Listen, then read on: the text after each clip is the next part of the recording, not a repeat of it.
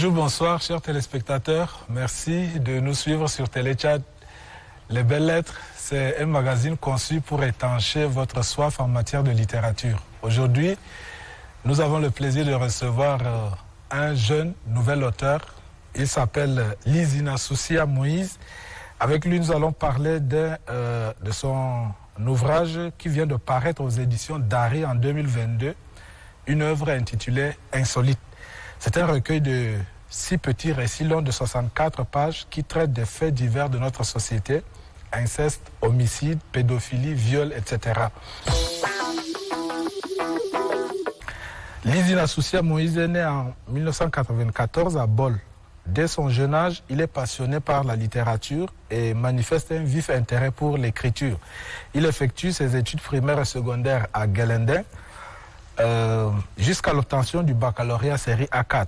Il entre à l'école normale supérieure de Bangor, d'où il sort nanti d'un DIPES, diplôme de professorat de l'enseignement secondaire. Actuellement, il enseigne dans des lycées et collèges à Gelenden. Il intervient aussi dans des formations pratiques en art oratoire et en résolution de conflits. Il a sous la main plusieurs tapuscrits, dont Insolite est sa première publication. Bonjour Lizina. Bonjour José. Bienvenue. Merci. Voilà. Alors, quel est le lien que vous établissez entre le titre Insolite et la photo de couverture qui est une ancienne case Massa? Bien, le mot insolite explique quelque chose qui surprend. Au départ, le mot insolite ne désigne que des choses un peu esthétiques. Donc, vu cette case, cet élément beau, ça surprend. C'est pourquoi j'ai choisi l'image de cette case par rapport au titre Insolite. Oui. Bien, le tout premier récit est intitulé « L'homme qui a baisé sa mère ». Même si le terme « baiser » est polysémique, mais pris dans son contexte d'emploi, le mot est un peu cru, tu vois. Ce style très cru parcourt tout le roman. On a comme l'impression que c'est un style choisi par l'auteur. Pourquoi est-ce que tu as donc choisi cette crudité? J'ai choisi ce titre pour pouvoir parler du tabou, puisque à chaque fois, on se cache derrière les tabous pour faire de n'importe quoi. Donc, il est bon de dire les choses telles qu'elles sont au XXIe siècle, surtout. Toutes les petites histoires décrivent des comportements déviants de la société. Comment les as-tu collectionnés? Est-ce que ce sont des faits divers vécus ou bien des créations de ton imaginaire? C'est des faits qui existent bel et bien dans la société. Mais j'ai juste créé un monde à mon niveau et qui est semblable au monde actuel. Kumatolum est le personnage principal de cette première nouvelle.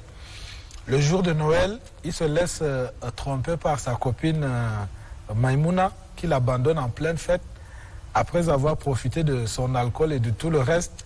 Et sa déception le conduit à aller donc commettre l'inceste avec sa mère biologique. À qui la faute? Au garçon? À la fille? À la mère? Bien, ici, je ne peux pas dire tout de suite que la faute est au garçon, à la fille ou à la maman. Mais la faute est plutôt à l'alcool. Et là, j'ai voulu parler ici de l'effet de l'alcool de nos jours. Les jeunes, après les études et autres, ils se lancent dans de l'alcool et tout le temps, tous les jours, ils sont dans l'état d'ébriété. Et je voudrais parler notamment de l'alcool frélaté, par exemple, boissons frélatées qui sont partout. Voilà, donc c'est pour parler un peu de l'effet de l'alcool de nos jours sur la jeunesse. Comme quoi, si on s'adonne à cet alcool-là, ça peut nous amener à commettre des actes honteux. Effectivement. Okay. Effectivement. Bien.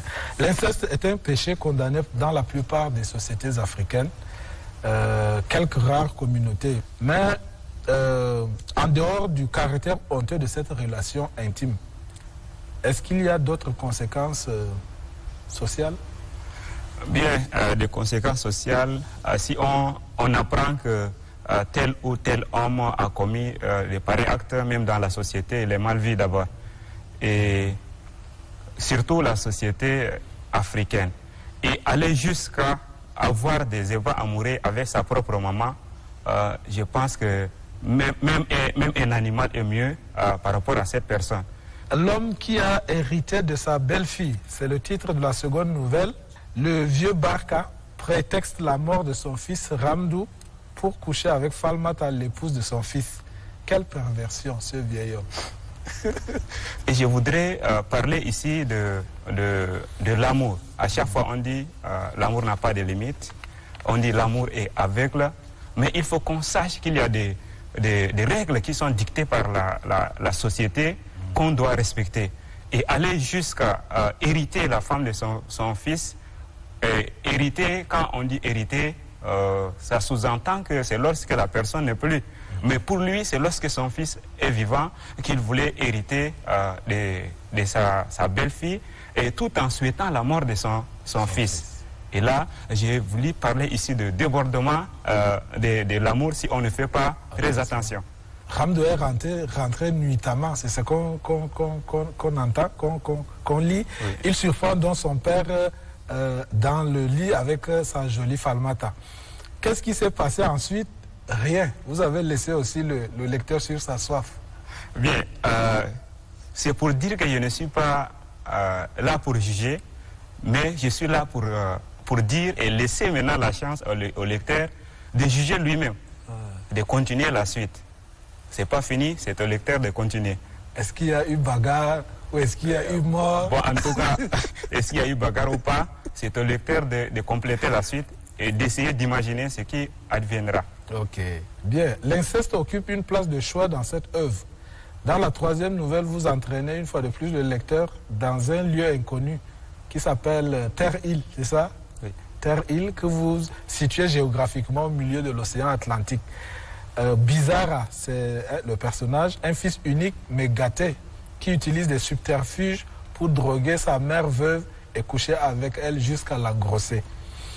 Que reproches-tu aux jeunes, ou plutôt aux mères, puisque cette fois-ci ce n'est plus l'alcool, comme ce fut le cas de Koumatoulou? Quand je parle de Terre-Île, c'est un pays imaginaire, un pays que j'ai imaginé, mais tout en sachant que c'est un pays qui existe dans le monde réel. Donc c'est un mélange du réel avec la fiction, l'imaginaire.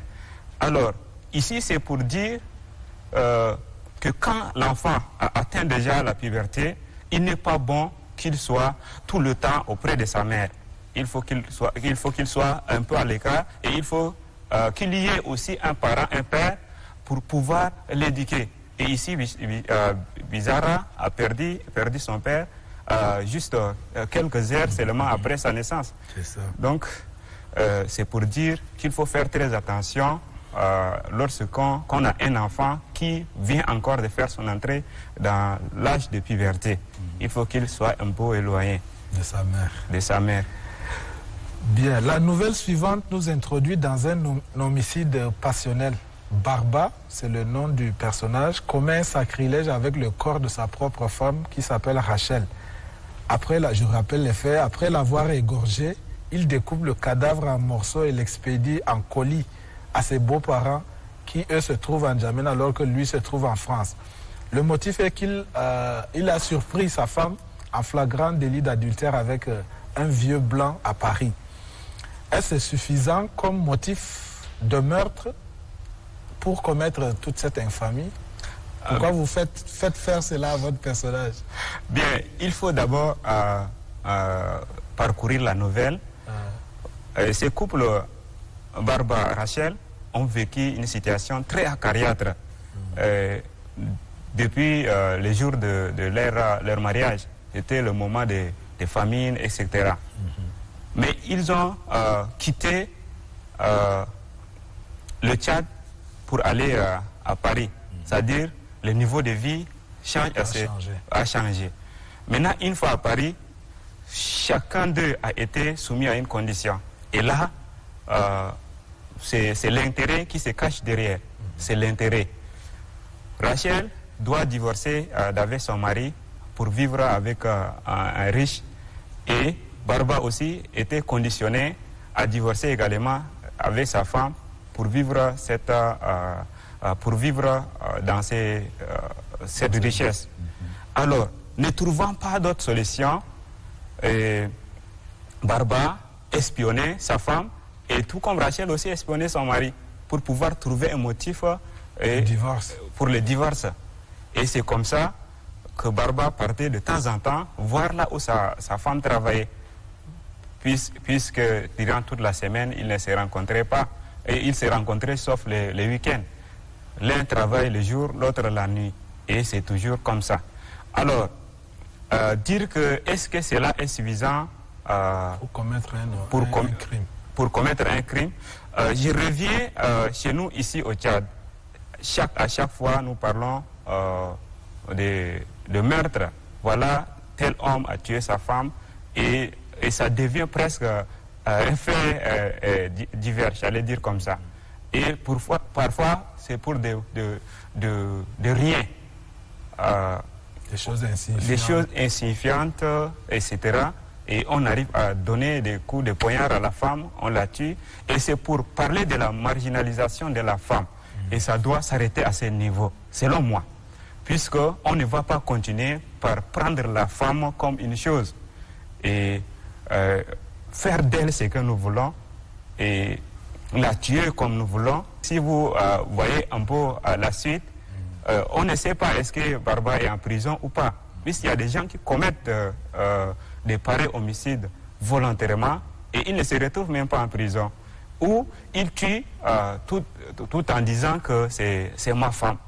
C'est ma femme, c'est comme si c'est une vente aux enchères, il est allé payer, acheter quelque part au marché et il peut la tuer comme il veut. Voilà. Justement, la question qui suit, c'est que ce qui paraît invraisemblable dans cette nouvelle, c'est le fait qu'un colis de chair humaine puisse quitter Paris et atterrir en N'Djamena sans être repéré par les services de sécurité de l'aéroport ni de Charles Roissy, ou je ne sais pas moi comment on l'appelle là-bas, et jusqu'à ce que le meurtrier même, il n'est même pas inquiété par les services de la justice aussi. Tu as laissé les gens dans la réflexion. Bien, il faut savoir que les écrivains tuent les gens tous les jours dans leurs œuvres. Mais sans toutefois aller en prison. Donc, c'est possible que ces cadeaux en chair humaine peuvent quitter Paris et venir à N'Djamena. Et derrière ça, est-ce qu'il n'y a pas quelque chose à dire sur la course derrière la richesse, puisque tes deux personnages là sont en train de chercher à s'enrichir et puis ils arrivent à commettre des actes pareils? Bien, je parlais ici du gain facile. C'est le gain facile.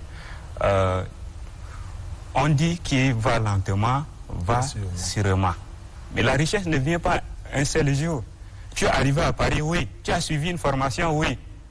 Mais il ne faut pas tout de suite envier des richesses, un gain facile, et la richesse qui va venir en un seul jour, dire que voilà, je dois divorcer avec ma femme et me voilà riche. Il ne faut pas mettre la pensée de gain facile dans la tête. Il faut travailler, il faut se mettre au travail et tout doucement, tu vas arriver à ce que tu veux. Okay. Alors, tu réunis la pédophilie et l'homosexualité chez Sabou, un instituteur sur un certain Manga, un écolier de 10 ans habitant la ville de Kousséri. Cette fois-ci, tu as quitté le Tchad pour aller chez nos voisins. Le personnage n'est-il pas peut-être mal choisi? Je m'explique. Les instituteurs sont censés être des modèles pour les enfants, pour la société. Comment penses-tu qu'il peut se livrer à de tels actes? Bien, c'est vrai, un instituteur, c'est celui-là qui doit, à vrai dire, donner de l'éducation et montrer les bons chemins aux enfants. Mais rien n'est impossible. Rien n'est impossible. C'est la raison pour laquelle j'ai choisi ce personnage qui est un instituteur. Et j'ai réuni ici la pédophilie à l'homosexualité.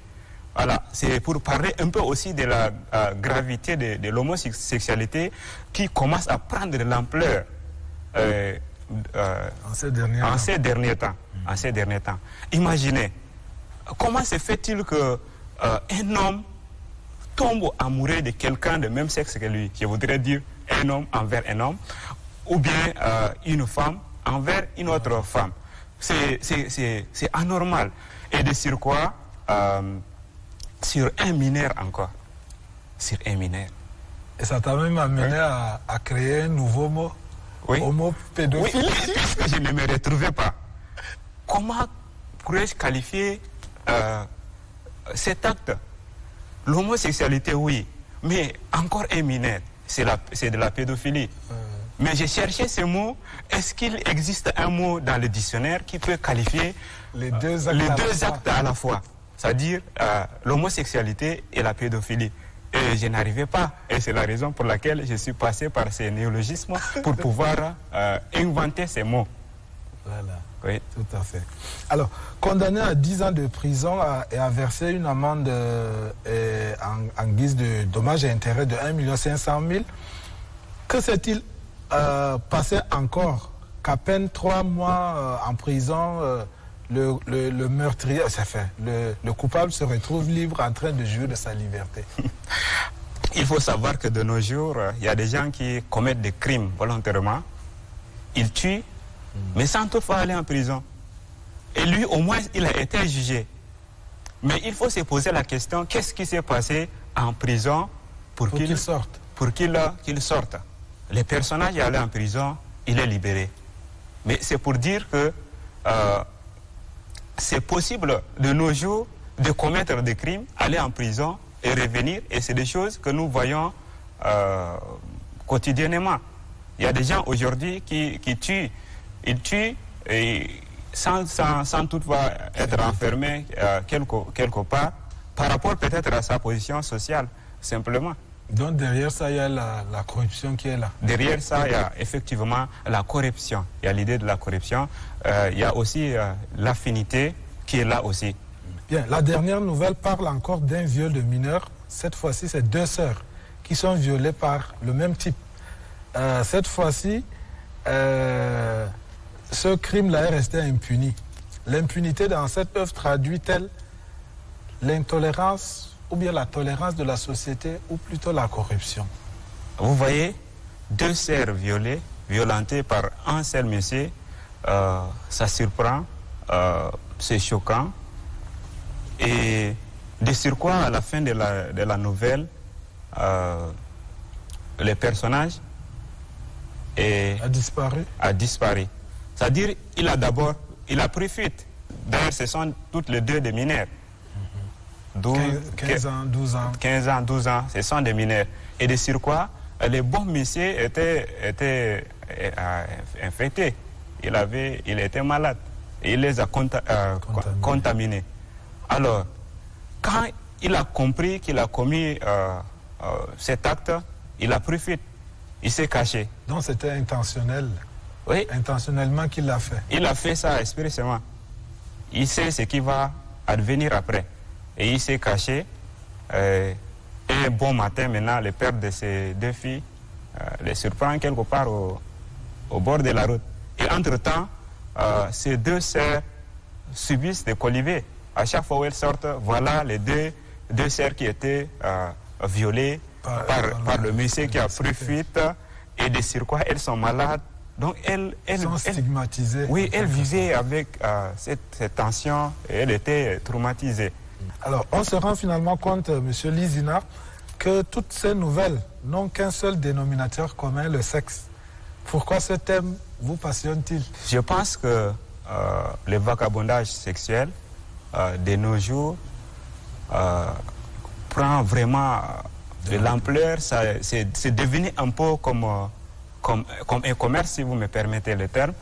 C'est comme si c'est un commerce et il est question maintenant de réfléchir un peu sur qu'est-ce qu'on doit faire. Qu'est-ce qu'on doit faire pour limiter cela. C'est la raison pour laquelle j'ai pris les sexes. Ok. Voilà. Vous êtes jeune. Est-ce que vous avez une sorte de message à l'endroit de vos amis téléspectateurs aussi? Justement, bien, ce que je peux dire à la jeunesse tchadienne d'abord, Ce que je peux leur laisser comme message, c'est la lecture.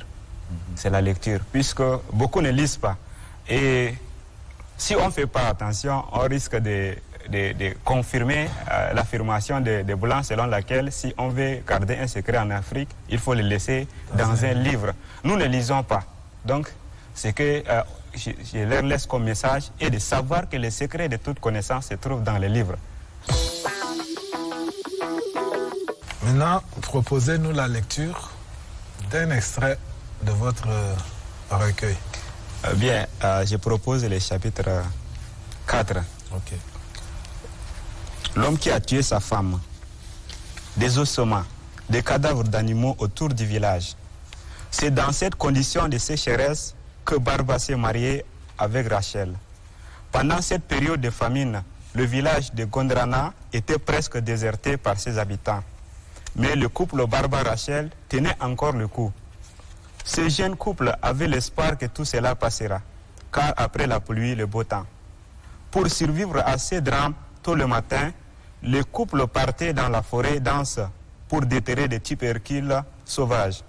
Au crépuscule, ils revenaient à la maison pour sélectionner les meilleurs. Gondrana est un village situé au sud de N'Djamena, la capitale tchadienne. Ce village regorgeait un nombre assez important d'habitants, estimable à 5000. Après la famine, Gondrana était devenu le seul beau village du pays de Tomaï. C'est là où les riches passaient leur week-end. Les touristes venaient souvent filmer les objets d'art. Gondrana s'est transformé aussitôt en un village touristique. Chaque visite touristique faisait entrer des sommes énormes dans la caisse de Barba, car il était le seul intellectuel de son village. Il était pour se faire solliciter pour guider les voyages touristiques. C'est comme cela qu'il eut une bourse de la francophonie. Cette bourse lui avait permis d'aller étudier à la Sorbonne. Mais avant de quitter le Tchad pour ses études, Rachel et Barba vivaient déjà à la mode des Blancs. Ils s'imaginaient comme des Parisiens et ne souciaient de rien. Pour venir rendre visite, l'on doit d'abord demander une audience, sinon l'on n'aura pas d'accès à leur domicile. Un jour, la belle-mère de Barba était venue rendre visite à sa fille. Ne les ayant pas informés, ils la laissèrent sous la véranda. Entre-temps, ils dînaient au salon. Ils ont oublié complètement leur passé sans penser à cette vieille qui, pendant la famine, avait vidé son grenier pour leur voler au secours. Cependant, sur la table, il y avait toutes sortes d'aliments. D'abord les mets tchadiens, le couscous, la boule, la sauce de gombo, etc. Puis les mets étrangers, sandwich, macaroni au poulet, spaghettis au poisson, etc. La pauvre maman attendit un quart d'heure et retourna chez elle toute navrée.